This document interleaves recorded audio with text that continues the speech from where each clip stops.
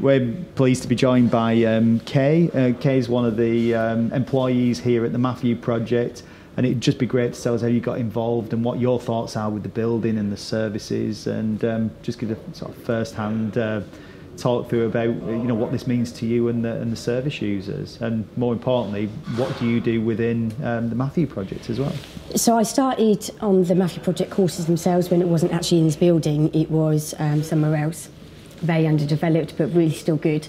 I started on them, and I did 2 courses myself, and then I got offered a volunteer position for 2 days a week, and then that went into a 1-year contract. It was an internship with Matthew Project. And I help basically run the recovery course. My main value is to connect with our members.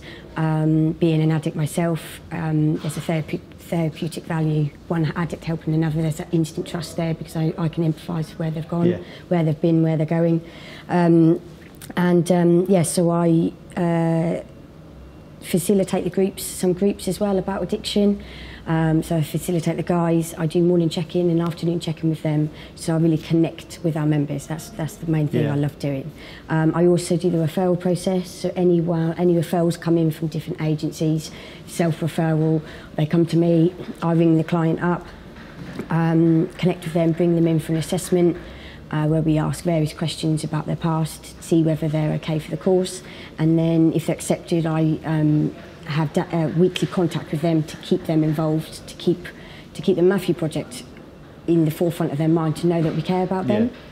You were actually instrumental in the very early stages of developing a brief within this project. So it was actually you that gathered the service users to get their initial thoughts. And that's what the volunteer role was to begin with. Is because I'd been on the courses originally, I knew how they run first.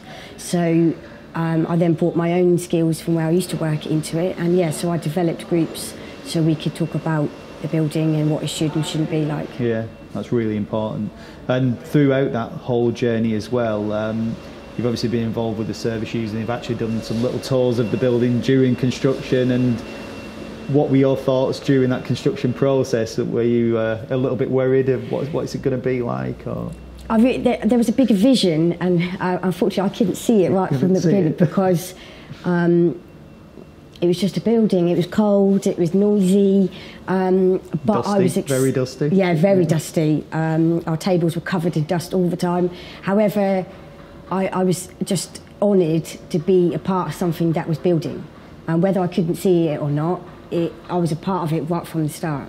Yeah, it was one of the really important things for us, is to really reflect on the brief, keep revisiting the brief, and rather than getting carried away with our own architectural vision, this is actually an interpretation of what you wanted. And I think it was really important for us to just keep revisiting, speaking to service users and the staff, and say, look, we want to create this for you, what can we do? And it was a real challenge, and I'm hoping that the service users and all the staff are really pleased with the building.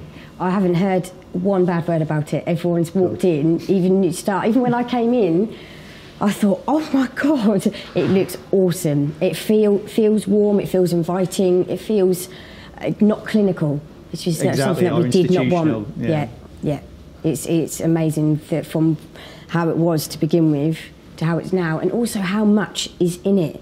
So when you look outside the building, you don't think it's that big. And then how it's been designed, where you've got the centre and then rooms around the bit, it's just awesome. Well, I'm really looking forward to actually seeing it in operation. So all the tables and chairs in here, and actually bringing the building to life. At the moment, it's opening night tonight, but then after today, it's then in your hands. Yeah, it is. Yeah, I'm looking forward to seeing people walk through the door and come in and feel welcomed, and just have that lovely energy where people are safe here. Yeah, brilliant. Well, I hope it's a success, and it's probably the end of our journey here, but we'll always keep updated, and it would be great just to show some pictures of the project actually in operation, and look forward to it. Well, thank you very much, Kay. No worries. Cheers, thanks.